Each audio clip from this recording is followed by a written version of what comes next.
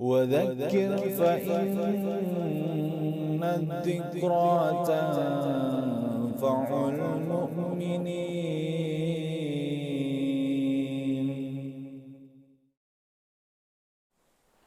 قال شداد ابن أوس رضي الله عنه: الموت أفضل هول في الدنيا والآخرة على المؤمن، وهو أشد من نشر المناشر وقرد بالمقارد وغلي في القدور، ولو أن الميت نشر وأخبر أهل الدنيا بالموت ما انتفعوا بعيش ولا لذوا بنوم. Berkata Shaddad bin Aus radhiyallahu an, kematian adalah kengerian yang paling dahsyat di dunia dan akhirat bagi orang yang beriman. Kematian lebih menyakitkan dari goresan gergaji, sayatan gunting, panasnya air mendidih di bejana. Seandainya ada mayat yang dibangkitkan lalu menceritakan kepada penduduk dunia tentang sakitnya kematian, niscaya penghuni dunia tidak akan nyaman dengan hidupnya dan tidak akan pulas dalam tidurnya. Fawaid, yaitu beberapa faedah dari perkataan ini. Yang pertama, setiap yang berjiwa pasti akan merasakan mati dan tidak ada yang hidup kekal abadi. A'udzu billahi minasyaitonir rajim. Wa ma ja'alna li basharin min qablikal khulda afa imitta fahumul khalidun. Kullu nafsin dha'iqatul maut wa nabluukum bisyarri wal khairi fitnah wa ilaina turja'un. Kami tidaklah menjadikan hidup abadi bagi seorang manusia pun sebelummu, yaitu Muhammad. Maka jikalau engkau mati, apakah mereka akan kekal? Tiap-tiap yang berjiwa akan merasakan mati. Kami akan mengujimu dengan keburukan dan kebaikan sebagai cobaan yang sebenar-benarnya, dan hanya kepada kamilah engkau akan dikembalikan. Yang kedua, kematian akan dirasakan oleh setiap manusia. Proses terjabutnya nyawa manusia akan diawali dengan detik-detik menegangkan, mengerikan lagi menyakitkan. Peristiwa ini dikenal sebagai sakaratul maut. An Aisyah kanat taqulu, inna Rasulullah sallallahu alaihi wasallam kana baina yadayhi raqwah aw qalbah fi hama, faja'ala yudkhilu yadahu fil ma'i fayamsahu biha wajhah wa yaqulu la ilaha illallah inna lil mauti sakarat, thumma nasaba yadahu faja'ala yaqul fi rafiqil a'la hatta kubida wa malat yadahu, rawahul Bukhari wa sanaduhu sahih. Dari Aisyah radhiyallahu anha berkata, sesungguhnya di hadapan Rasulullah sallallahu alaihi wasallam ada sebuah bejana yang terbuat dari kulit atau mangkuk yang berisi air. Lalu beliau memasukkan tangannya ke dalam air itu dan membasuh wajahnya dengannya. Beliau bersabda, la ilaha illallah, tiada ilah yang berhak disembah kecuali Allah. Sesungguhnya kematian itu memiliki sekarat. Kemudian beliau mengangkat tangannya seraya bersabda, berada di tempat yang tinggi, sehingga beliau wafat sedangkan tangannya mengendur atau terkulai. Hadis riwayat Al-Bukhari dan sanadnya sahih. Yang ketiga, sakaratul maut pasti akan mendatangi dan dirasakan oleh setiap orang menjelang kematiannya, meskipun setiap mereka akan berusaha lari menghindar darinya. Wajaat sakratul mauti bil haq, zalika ma kunta minhu tahid.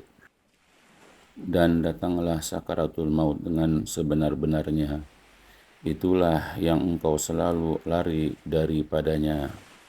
Yang keempat, maksud dari sakaratul maut adalah kedahsyatan, tekanan, kepedihan, penderitaan, dan himpitan kekuatan kematian yang mengalahkan manusia dan menguasai akal sehatnya ketika ruh berpisah dengan jasad. Yang kelima, setiap manusia niscaya akan merasakan sakaratul maut, baik yang mukmin atau yang kafirnya, yang soleh ataupun yang buruknya, kaum laki-laki ataupun perempuannya, yang kecil ataupun yang besarnya, penguasa ataupun rakyat jelatanya, yang kaya ataupun yang miskinnya, dan selainnya. Yang keenam, bahkan di antara mereka ada yang ketika datang kematian kepadanya, ia merasakan sakaratul maut dengan diiringi tambahan siksa kepadanya, berupa dipukul wajah dan punggungnya oleh malaikat alaihissalam. Mereka adalah kaum kafirin, munafikin, dan yang gemar berbuat dosa dan maksiat. Al-yadzubillah.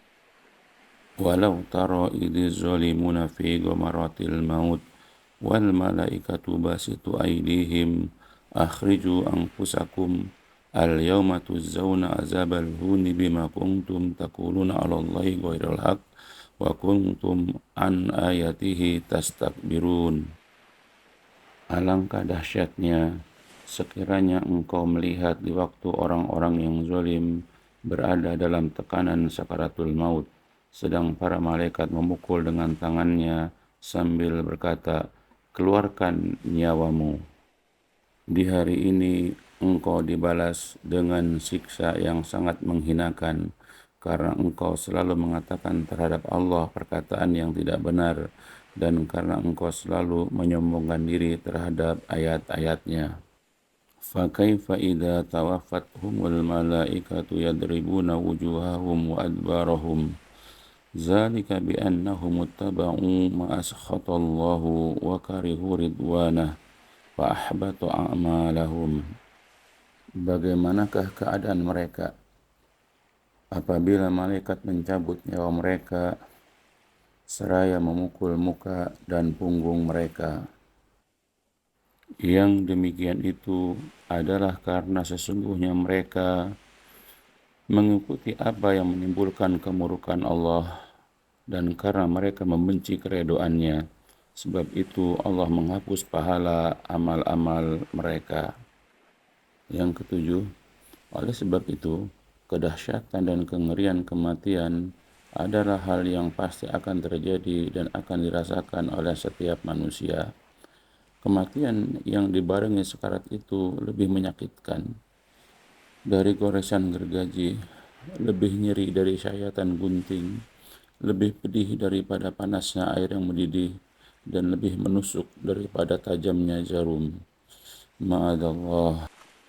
Bahkan jika ada mayat yang dibangkitkan dan diizinkan untuk menceritakan kepada penduduk dunia yang masih hidup tentang sakit dan perihnya kematian dan sakaratul maut, niscaya mereka tidak akan merasakan nyaman dengan kehidupannya, tidak akan pulas dan nyenyak tidurnya, tidak akan lagi merasakan kelezatan dalam menikmati makanan dan minuman, dan lain sebagainya.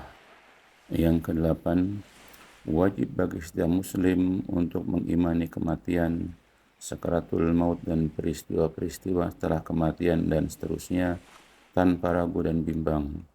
Lalu hendaklah ia mempersiapkan diri untuk menyambut kematian dan peristiwa sesudahnya dengan keimanan dan amal-amal soleh sesuai dengan pemahaman para ulama salafus soleh.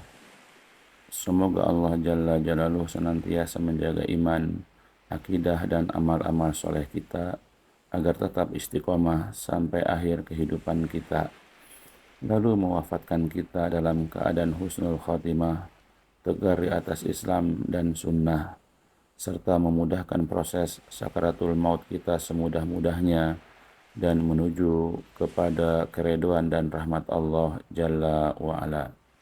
Ya Allah, jagalah diriku, istriku, anak-anakku, cucu-cucuku, menantu-menantuku, kakak adikku, para kerabatku, para sahabatku, dan orang-orang membela agamamu, agar istiqamah dalam mengibadahimu dan mengikuti sunnah nabimu Sallallahu Alaihi Wasallam sampai akhir kehidupan ini.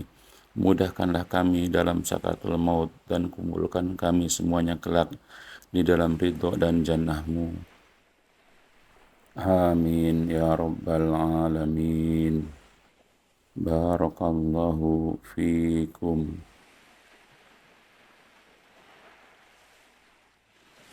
الدين النصيحة.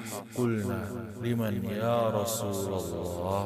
قال لله ولكتابه ولرسوله ولأئمة المسلمين وعمتهم.